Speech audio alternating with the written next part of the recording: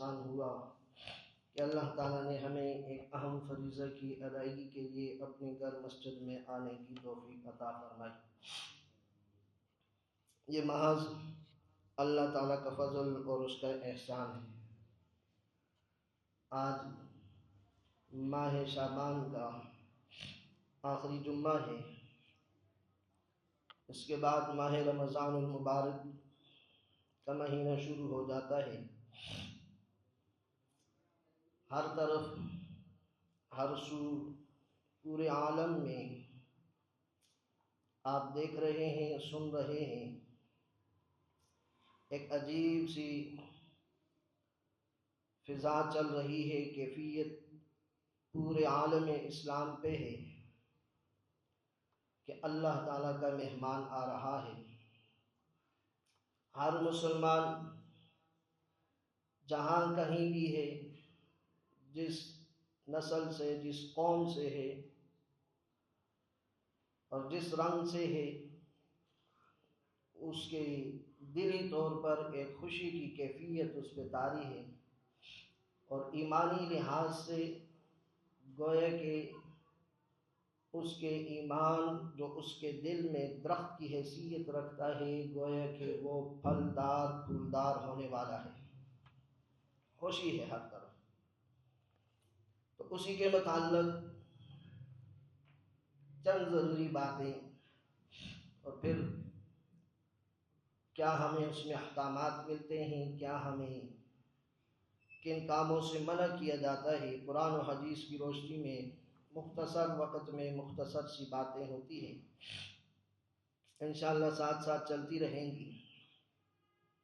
اللہ تعالیٰ سے دعا ہے کہ اللہ تعالیٰ ہمیں یہ ماہ مبارک صحت اور عافیت والی زندگی کے ساتھ نصیب فرمائے۔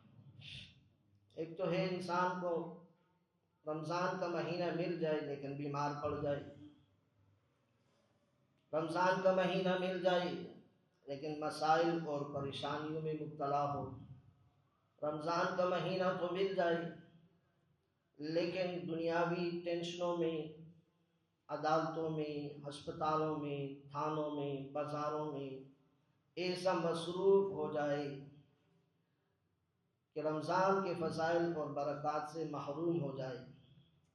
تو جب بھی دعا کریں تو یہ دعا کیا کریں کہ یا اللہ ہمیں یہ فلاں مہینہ، فلاں دن، فلاں کام نصیب فرما، لیکن صحت اور عافیت والی زندگی کے ساتھ۔ وگرنہ رمضان کا مہینہ تو ان پہ بھی آ رہا ہے جو اس وقت گردوں کے مریض ہیں، دل کے مریض ہیں، ہسپتالوں میں ہیں، جیلوں میں ہیں، سفروں میں ہیں، کن کن حالات میں پڑے ہوئے ہیں، ان پہ بھی رمضان کا مہینہ آ گیا ہے، لیکن آپ ان سے پوچھیں تو وہ رو رہے ہوں گے، پریشان ہوں گے، حسرت بھری زندگی گزار رہے ہیں۔ اس لیے ہمیشہ دعا میں جو بھی عمل کرنا ہو، جو بھی کام کرنا ہو، خوشی کا ہو یا غم کا ہو، یا اللہ ہمیں اس کام کو سر انجام دینے کی توفیق عطا فرما، لیکن صحت اور عافیت والی زندگی کے ساتھ۔ صحت ہوتی ہے انسان سارے کام کرتا ہے، اسی لیے تو رسول اللہ صلی اللہ علیہ وسلم نے ارشاد فرمایا کہ لوگوں اپنی صحت کو غنیمت سمجھو۔ صحت کو، یہ جو آپ کو اللہ نے صحت دی ہوئی ہے بڑی اللہ کی غنیمت ہے۔